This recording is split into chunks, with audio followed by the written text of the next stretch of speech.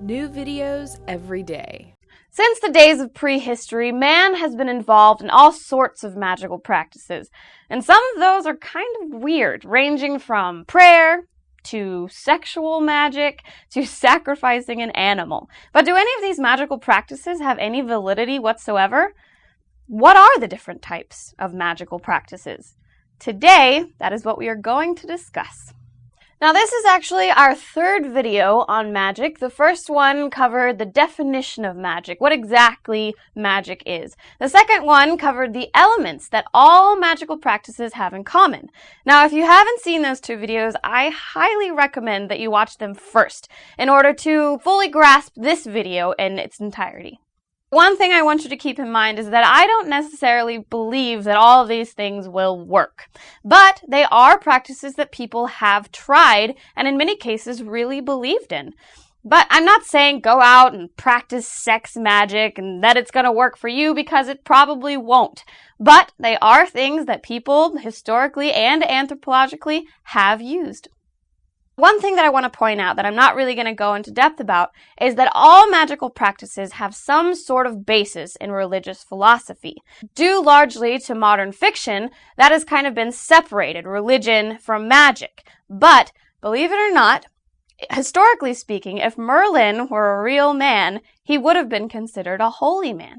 Now, this goes so far back that it has been transferred to stage magicians even. Him waving his wand, saying the words abracadabra. Now, that word is actually a religious and magical Aramaic word that has been totally lost religiously when it's been transferred over to the stage magicians.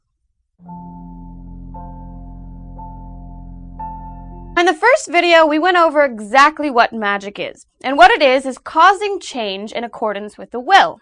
So in essence, it's making something that is up here that you want to have happen and making it a reality in the universe. In the second video, we talked about the different elements of magic, and one of them is called the carrier. And basically what it is, it's the energy force that carries what is in your mind, the intention, and empowers it and makes it a real manifestation in the universe. Now, there's a lot of different words for this carrier. In Star Wars, they call it the Force. In Taoism, they call it the Tao. In Indonesian mythology, they call it mana. In Tai Chi, they call it the Chi energy. Now, the different types of magical practices are categorized by the different carrier that is utilized. Magical practices can be divided into two different types. The first type is where the agent is the actual person that has the intention in the first place. They're the ones that has the power and makes the magic occur. The second type of magic is where you are not the agent, but you call upon a higher power and make them the agent. That you don't have the power necessarily to enforce this magic, so you call on someone who is a higher power and they make the magic occur. You could call this prayer magic. Now, people might not necessarily say that prayer is magic nowadays, but if you go back in time, you'll see that that was the original intention of prayer, of taking your intention and asking a higher power to manifest it into reality. And that is, by definition, magic. Now, there's all different types of higher powers that people have called upon, from ancestral spirits or demigods, demons, the monotheistic one true God, or nature itself, the universe, or just simple and straight your older brother, or the police. But all of these things have one thing in common, and it is that they are calling upon a higher power to manifest your will into reality. Now, a simple down-to-earth example of agency is just like I mentioned in the first video. Now, say you are in high school and you're getting picked on by this bully and you want him to stop. You want him to get beat up, but you personally don't have the power to do that. So you call upon a higher agency. In this case, your older brother, who is bigger than you and bigger than the bully. And you say to him, I want you to beat up the bully. So the higher agency goes and stomps his ass.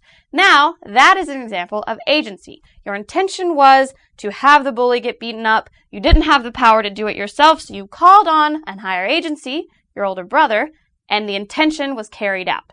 That is what we mean by calling on a higher agency. So you have this higher power, and they are a higher power, which means they are more powerful than you are. which means their will supersedes your will because they are more powerful than you. So that begs the question, how do you make this higher power do what you want to have happen? Now, there have been several different answers to this question, and those are the subcategories of prayer magic. Now, one way of getting a higher power to do your bidding or do your will for you is by offering something or giving something to the higher power. This could be called sacrificial magic. Now, some examples of this would be placing a bowl of fruit before an altar, or sacrificing a lamb, or if you're calling upon a darker agent such as the devil, you might even sacrifice a human. But a practical example of this could be paying your brother $50 in order for him to beat up that bully. You're sacrificing that $50 to entreat your brother to beat up the bully, to do your will. But all of these things have that in common, that you are calling upon the higher power and giving them something in order for them to do your will for you. Now, another type of this magic could be called contractual magic. Now, this means that you are coming to an agreement with the higher power of exchange, saying that if the higher power manifests your will, then you will give them something later on down the line, or maybe continuous devotion. For example, selling your soul to the devil if he makes you rich, or saying you'll have continuous devotion to the church if God will make some woman fall in love with you. But basically, it is a contract between you and the higher power saying that if you manifest my will, I will give something back to you in return.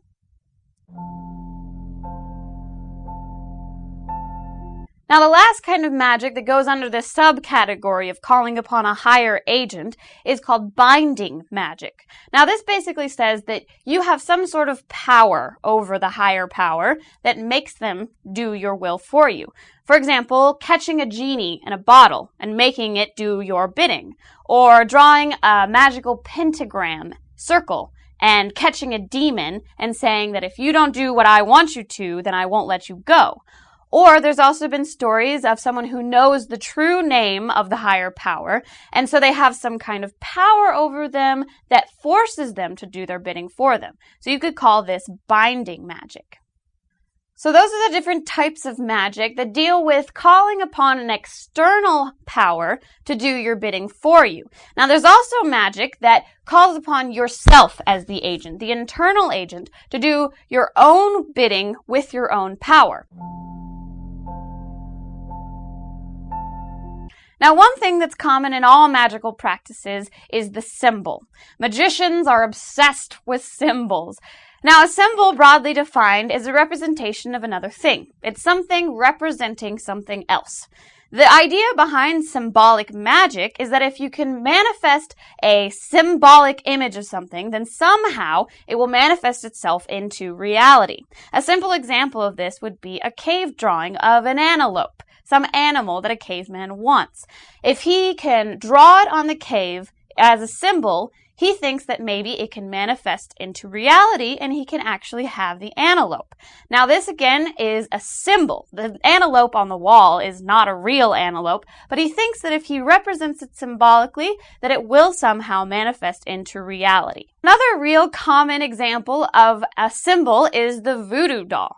Now, this is a representation of a human. It's not the real person, but you're hoping that if you can manifest this person in the real universe, then something will occur with the actual person. So you take your pen and you stick it into the voodoo doll's head, and you're hoping that because you have this symbol and manifesting a pain in this symbol, you're hoping that the real person will also have the same pain. Now, a nicer form of this is the love spell, taking a symbol or a representation of you and a representation of somebody else, be it dolls or pictures, and combining the two, wrapping a string around it in order to represent the bond that you hope to make with this person, then saying some sort of magical blessing or incantation to solidify it. This is symbolically representing a manifestation that you wish would occur in order for it to occur in reality. Now, another type of magic that we won't really go too much into detail about is sex magic. Maybe we'll make a video all for sex magic alone. But Aleister Crowley was into this. Anton LaVey, who wrote the Satanic Bible, was into this. And what it says is that while you are having sex, you have this intention in your mind of what you want to have happen. And at the point of orgasm, they believe that that sexual energy would act as the carrier to manifest your intention into reality. Now, if you're curious about sex magic, I'm sure there's a Wikipedia article on it, or you could even find the Satanic Bible online by Anton LaVey describing different magical rituals that use this sexual energy in order to cause change in conformity with will. Now, another type of magic is what we call emotional magic. Basically, it says that it's using high emotion as the carrier in order to cause change. This is based on the observation that if you're very passionate about something, really, really passionate about making this change, then it's going to occur. As opposed to if you aren't passionate about it, then it isn't going to occur. Most people don't know that motivational speaking actually has its basis in this ancient practice of emotional magic. Faith magic, or conviction magic, and the carrier is belief or certainty. Now, in order to illustrate this, I'm going to read you a passage from the Bible, and this will illustrate a religious background as well. This is from Mark chapter 11, verse 18 through 22. Early in the morning, as he was on his way back to the city, he was hungry. Seeing a fig tree by the road, he went up to it, but found nothing on it except leaves. Then he said to it, "May you never bear fruit again." Immediately, the tree withered. When the disciples saw this, they were amazed. "How did the fig tree wither so quickly?" they asked. Jesus replied, "Truly, I tell you, if you have faith and do not doubt, not only can you do what was done to the fig tree, but also you can say to this mountain, 'Go, throw yourself into the sea,' and it will be done. If you believe, you will receive whatever you ask for in prayer." Let's take that passage and break it down in terms of the elements of magic. Now, we have the intention, which is to wither the fig tree. We have the ritual of pointing at the tree and saying, "You will bear fruit no more." We have the effect of the withering of the fig tree. And he mentions the carrier in the passage. He says, if you believe and have no doubt, then it will happen. So much so that to the point is, he says, if you point at a mountain and say, "Fall into the sea," and you say it with such belief, conviction, and certainty, then it will happen. In this case, the faith, the belief, the conviction is the carrier that empowers it into effect. Now, the last type of magic that I want to talk about is called effort magic. Now, this is taking all the forces of nature, the force energy in the universe, and causing change to occur. Now, there's nothing supernatural about this kind of magic. Basically, it says that if there's a mountain there, and I have some dynamite and a pickaxe, I can blow the mountain up. Or like in the last video, I gave the example of wanting to turn my car on. So I go through the ritual of taking out my keys, putting them into the ignition, turning the key, and pumping the gas, and turning my car on. This is basically taking all the forces of nature and causing change to occur in the natural universe. Some people could call this methodology or science. So those are the different kinds of magic. Now let me leave you with a joke. So there's a whole slew of holy men, and they all go to the neighborhood pie shop. And they're sitting there, and they're watching the little blonde waitress go from table to table, and they decide to make a bet. Who can make the waitress come over to the table first? They decided that whoever wins this bet has the strongest kind of magic, or the biggest mojo at the table. So the first guy, he believes in faith magic, and he says, "I really believe that she's going to come to the table. I just know it without a shadow of a doubt, 100% conviction that she is going to come to the table." The next guy believes in symbolic magic. So he quickly grabs a napkin and places it on the table to represent the table. And then he takes a penny out of his pocket and makes it represent the waitress. And he moves the penny to the little napkin in order to represent that waitress coming to their table. The third guy believes in prayer magic, and he prays to his God, quickly closing his eyes, saying, "Please, God, make that waitress come to our table. I swear I won't miss another day of church for the next 6 months if you just make that waitress come to my table." Now, the next guy is a stage magician, so he says, magic doesn't exist, abracadabra and all that. So he goes around the corner saying, "Hey, fellas, I gotta go to the restroom." And he calls over the maitre d' and hands her $20. It says, "Tell that waitress to come to our table in 5 minutes." So he walks back to the table, all confident he's got this made. But the last guy is a Zen master. And he says, "Hey, waitress, come on over here for a second." So if you're interested in magical practices in the modern times without actually using the word magic, then I would highly recommend the movies What the Bleep Do We Know and The Secret, because those are really good representations of how magic works in the modern times without really using the word magic. So What the Bleep Do We Know and The Secret.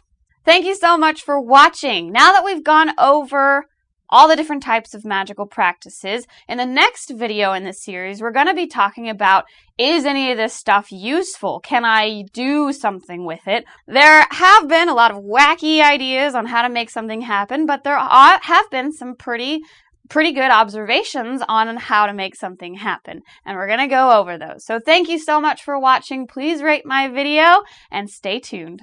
If you liked this video, we have hundreds of more alternative videos ranging from sexual health to psychology to mind control. So if you liked it, go ahead and click on me to enter the Psychetruth channel.